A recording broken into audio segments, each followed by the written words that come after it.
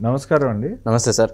ఇప్పుడు చూడండి, మొత్తం ఏపీ అసెంబ్లీ అంతా మంచి రసపట్లో సాగుతుంది. ఇప్పుడు ఓ పక్కన అయ్యన్న పాత్రుడు గారు స్పీకర్గా ఉన్నారు, మరో పక్కన నిన్న రఘురామరాజు గారు ఆయన విగ్రహాన్ని చూస్తుంటేనే చాలా అద్భుతంగా ఉంది. ఆయన చైర్లో కూర్చుంటే లోకేష్ గారు ఆలింగనం చేసుకోవడం, బాబు గారు వచ్చి విష్ చేయటం, పవన్ కళ్యాణ్ గారు వచ్చి చాలా సరదాగా నవ్వుకుంటూ విష్ చేయటం, అది చూస్తుంటే చాలా ఆహ్లాదకరంగా ఉంది. ఎప్పుడు అసెంబ్లీని 5 ఏళ్ల నుంచి ఎప్పుడు అలా చూడలేదు. అసలు ఒక పక్కన చింతకాయల అయ్యన్న పాత్రుడు గారు, మరో పక్కన రఘురామకృష్ణరాజు గారు, వీళ్ళిద్దరినీ ఆ స్థానాల్లో కూర్చోబెట్టడంలో కూటమి సర్కారు అదే చంద్రబాబు నాయుడు గారి వ్యూహం ఏంటంటారు? ముందు రోజుల్లో ఎలా ఉండబోతుంది అంటారు సినిమా? Yes sir. ఇప్పుడు మీరు ఏదైతే అడిగారో సార్, ఇక్కడ చింతకాయల అయ్యన్న పాత్రుడు గారు తెలుగుదేశం పార్టీలో చాలా సీనియర్ నాయకుడు. రామారావు గారు పిలిచి టికెట్ ఇచ్చినటువంటి 25 ఏళ్ల వయసులోనే ఎమ్మెల్యే అయినటువంటి వ్యక్తి. అవును, చింతకాయల అయ్యన్న పాత్రుడు గారు. మరి ఆయన గత ప్రభుత్వ హయాంలో అంటే జగన్మోహన్ రెడ్డి గారి హయాంలో ఏ విధంగా పోరాడారు, ఏ విధంగా రోజా గారిని అయితేనేమి చెత్త మీద పన్ను వేసినటువంటి చెత్త నా డాష్ అని కూడా అనడం జరిగింది. అంటే మనం అనకూడదు, మీడియా ముఖంగా ఉన్నాం కాబట్టి అగ్రెసివ్గా బోల్డ్ కామెంట్స్ జగన్మోహన్ రెడ్డి గారి మీద చేయడం జరిగింది. సో అది కూడా జనాల్లోకి విపరీతంగా వెళ్ళడం జరిగింది. ఆయన చేసినటువంటి కమెంట్స్ ఏదైతే ఉన్నాయో, ఓకే చెత్త మీద కూడా పన్ను వేస్తున్నాడా జగన్మోహన్ రెడ్డి నిజంగానే అని చెప్పేసి గ్రామాల్లో ఉండే ప్రతి ఒక్కరికి కూడా చేరడం జరిగింది. మరి ఇంత అగ్రెసివ్గా ఇంత బోల్డ్గా కమెంట్స్ చేసేటువంటి చింతకాయల అయ్యన్న పాత్రుడు గారికి స్పీకర్గా రాజ్యాంగబద్ధ పదవిలో కూర్చోబెట్టడం జరిగింది. మరి మరొక వైపు చూస్తే ఆయనకు అంటే డిప్యూటీ స్పీకరు రఘురామకృష్ణరాజు గారు, మరి ఈయన రచ్చబండ ద్వారా ఏ విధంగా రోజు అంటే జగన్మోహన్ రెడ్డి గారు అధికారంలోకి వచ్చిన 9 నెలలకే ప్రభుత్వం నచ్చక బొచ్చులో నాయకత్వం అనే పదం దగ్గర నుంచి పోగ జగన్మోహన్ రెడ్డి గారి మీదే కేసులు తేల్చండి అనే వరకు వెళ్ళడం జరిగింది. మరి రఘురామకృష్ణరాజు గారు అరచేతిలో ప్రాణాలు పెట్టుకొని గత 5 ఏళ్ళు బతకడం అనేది అందరికీ తెలిసిన విషయమే. ఆయన ఏ విధంగా హింసించారు, ఆయన ఏ విధంగా అంటే జగన్మోహన్ రెడ్డి గారి పార్టీ మీద జగన్మోహన్ రెడ్డి గారి మీద ఏ విధంగా ట్రోల్ చేశారు. వెటకారం అంటే గోదావరి వాళ్ళకు వెటకారం ఎక్కువ అంటారు కాబట్టి ఆ గోదావరి వెటకారంలో భాగంగా రచ్చబండ అనే కార్యక్రమం ప్రతిరోజు టీవీ డిబేట్లో పాల్గొని చెవిలో జోరీగలాగా ముక్కులో ఏదో పుల్ల పెట్టి గెలికిన విధంగా లేకపోతే ఏదో రకంగా జగన్మోహన్ రెడ్డి గారి ప్రభుత్వాన్ని, జగన్మోహన్ రెడ్డి గారి పార్టీని, జగన్మోహన్ రెడ్డి గారిని వ్యక్తిగతంగా చాలా ఇబ్బంది పెట్టిన విషయం అందరికీ తెలుసు. మరి ఇప్పుడు వ్యూహాత్మకంగా కూటమి ప్రభుత్వం వీరిద్దరిని ఆ స్థానాల్లో కూర్చోబెట్టడానికి ఏదైనా వ్యూహం ఉందా అని అంటే ఖచ్చితంగా వ్యూహం ఉందని చెప్పచ్చు సార్. ఎందుకు నేను ఈ మాట అంటున్నానంటే, ఒక స్పీకరు, డిప్యూటీ స్పీకర్ అనేటివి రాజ్యాంగబద్ధమైనటువంటి పదవులు.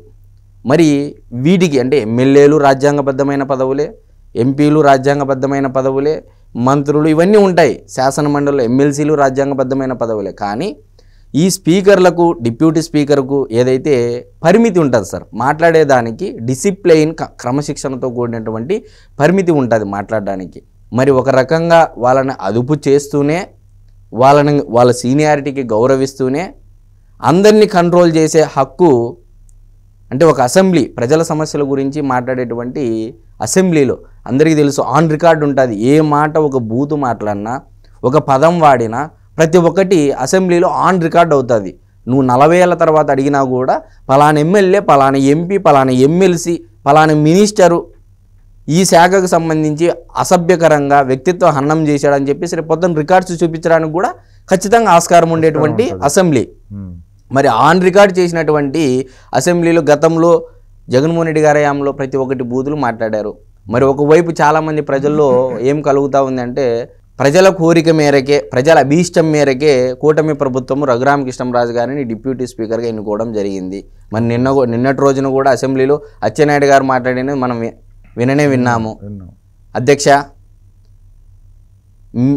నా కోరిక మేరకు మీరు ఒక్కరోజైనా అంటే ఈ 5 ఏళ్లలో ఇప్పుడు 2024 నుంచి 2029 మధ్య 5 ఏళ్లలో ఒక్కసారైనా మీరు ఆ స్థానంలో కూర్చొని నాకు 1 గంట సమయం ఇచ్చి మనం కోరుకున్న వ్యక్తి అసెంబ్లీకి రావాలని, నాకు ఖచ్చితంగా 1 గంట సమయం ఇవ్వాలని, దానితో పాటు నేనేదో బూతులు తిట్టను, లేకపోతే కక్ష ప్రతీకారాలకు పోను, 25 ఏళ్ల వయసులోని ఎమ్మెల్యే అయినటువంటి వ్యక్తిని నేను. అప్పట్లో చాలా కోపం ఉండేది, ఇప్పుడు 6 సార్లు ఎమ్మెల్యే అయ్యాను కాబట్టి ఇప్పుడు కోపం కూడా లేదు, అడగాల్సినవన్నీ అడగాలనుకుంటున్నాము ఆ వ్యక్తి వస్తే అని చెప్పేసి మరి చెప్పకనే చెప్తూనే, అంటే ఒకవైపు డిప్యూటీ స్పీకర్ స్థానంలో రఘురామకృష్ణంరాజు గారిని ప్రజలు కూడా కోరుకున్నారు. జగన్మోహన్ రెడ్డి గారు అసెంబ్లీకి వస్తే, అంటే గతంలో జగన్మోహన్ రెడ్డి గారు అసెంబ్లీలో అనడం జరిగింది, నువ్వు కళ్ళు పెద్దవి చేస్తే భయపడతామా, కూర్చో కూర్చో, 151 మంది ఉన్నాము మేము, ఏమనుకుంటున్నారు మీరు అన్నట్టు అది అందరికీ తెలుసు, ప్రజలందరికీ తెలుసు అసెంబ్లీలో ఏం జరిగిందనేది, ఇలా జరిగిందనేది. మరి ఇప్పుడు అచ్చెన్నాయుడు గారు కళ్ళు పెద్దవి చేసి మాట్లాడతారా, మరి అచ్చెన్నాయుడు గారిని చూసి జగన్మోహన్ రెడ్డి గారు కళ్ళు పెద్దవి చేసి మాట్లాడతారా అనేది, ఒకవేళ జగన్మోహన్ రెడ్డి గారు అసెంబ్లీకి వస్తే ఆ సభ చూడాలని చెప్పేసి 6 కోట్ల ఆంధ్రులు వెయిట్ చేస్తున్నారు సార్. వస్తాడంటారా? మేబీ ప్రతిపక్ష హోదా ఇస్తేనే వస్తామని చెప్పేసి ఆయన అంటున్నారు, మేబీ రాకపోవచ్చు. జగన్మోహన్ రెడ్డి గారు కూడా ప్రెస్ మీట్ పెట్టి పెట్టడం అయితే చెప్పారు కదా సార్, ఏమని, నాతోనే డిస్క్వాలిఫై చేయండి, అది వీళ్ళ చేతిలో లేదు, వీళ్ళతో కాదు, అయితే కాదు చూసుకుందాం అన్న విధంగా మాట్లాడడం జరిగింది. దానికి కూడా ఇప్పుడు ఉన్నటువంటి పెద్దలందరూ చట్టంలో ఏమైనా ఉందా లేదా అని చెప్పేసి కూడా వెతుకుతూ ఉన్నారు. మామూలుగా ఇప్పటివరకు ఏంటంటే రాజ్యాంగంలో 101వ అధికరణ ప్రకారము 60 రోజులు అసెంబ్లీకి హాజరు కాకపోతే డిస్క్వాలిఫై చేసే హక్కు అది కూడా స్పీకర్కు ఉంటుంది. అంటే డైరెక్ట్గా డిస్క్వాలిఫై చేయడానికి ఉండదు. ఎవరో ఒకరు కంప్లైంట్ చేసి అది స్పీకర్ గారి దృష్టికి తీసుకొని వెళ్తే స్పీకర్ గారి నిర్ణయం తీసుకున్నప్పటికీ మళ్ళీ గవర్నర్ యొక్క ఆమోదం పొందాల్సి ఉంటుంది. ఇంత ప్రొసీజర్ ఉంటుంది. మరి అది ఏ విధంగా జరుగుతుంది? ఇప్పటి వరకు ఉన్నటువంటి బయట పడిన అంశం ఏంటంటే రాజ్యాంగంలో 101 అధికరణ అనేది ఉపయోగించవచ్చు, అది స్పీకర్ నిర్ణయం చేతిలో ఉంటుంది అని చెప్పేసి చెప్పడం జరిగింది.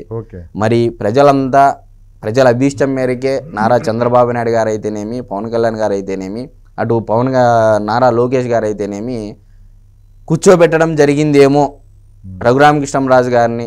జగన్మోహన్ రెడ్డి గారు అసెంబ్లీలో ఎదురుగా నిల్చొని ఇటు అచ్చెన్నాయుడు గారు మాట్లాడుతూ ఇటు రఘురామకృష్ణంరాజు గారు చెయ్యి చూపించి మాట్లాడతాడా, మరి కళ్ళు పెద్దవి చేసి మాట్లాడతాడా, లేకపోతే కళ్ళు చూపించి మాట్లాడతాడా, లేకపోతే ఏ విధంగా చేస్తాడనేది ఆ హావభావాలు జగన్మోహన్ రెడ్డి గారి దగ్గర నుంచి ఏం సమాధానాలు వస్తాయని చెప్పేసి చూడడానికి 6 కోట్ల ఆంధ్రులు వెయిట్ చేస్తున్నారని చెప్పేసి ఏమో కూటమి ప్రభుత్వం వాళ్ళకి పదవులు కట్టబెట్టిందని, మరొకవైపు ఏమో వాళ్ళ యొక్క అదుపు చేయడానికే వాళ్ళను మరొక్కసారి, ఎందుకంటే గతంలో జగన్మోహన్ రెడ్డి గారిని అపోజిట్గా మాట్లాడడం జరిగింది పార్టీ గెలిచిన తర్వాత. మరి ఒకవైపు పదవి ఇవ్వకపోతే రఘురామకృష్ణంరాజు గారికి కూడా డామిట్ కథ అన్నట్టుగా ఇదంతా వస్తుందేమో అని చెప్పేసి గౌరవంగా ఒక పైపు డిప్యూటీ స్పీకర్ పదవి ఇస్తూనే ఆయన అదుపు చేశారనేది ఇక్కడ తెలుస్తూ ఉంది సార్. ఓకే అండి, మంచి విషయాలు చర్చించామండి. థ్యాంక్ యూ అండి. నమస్తే.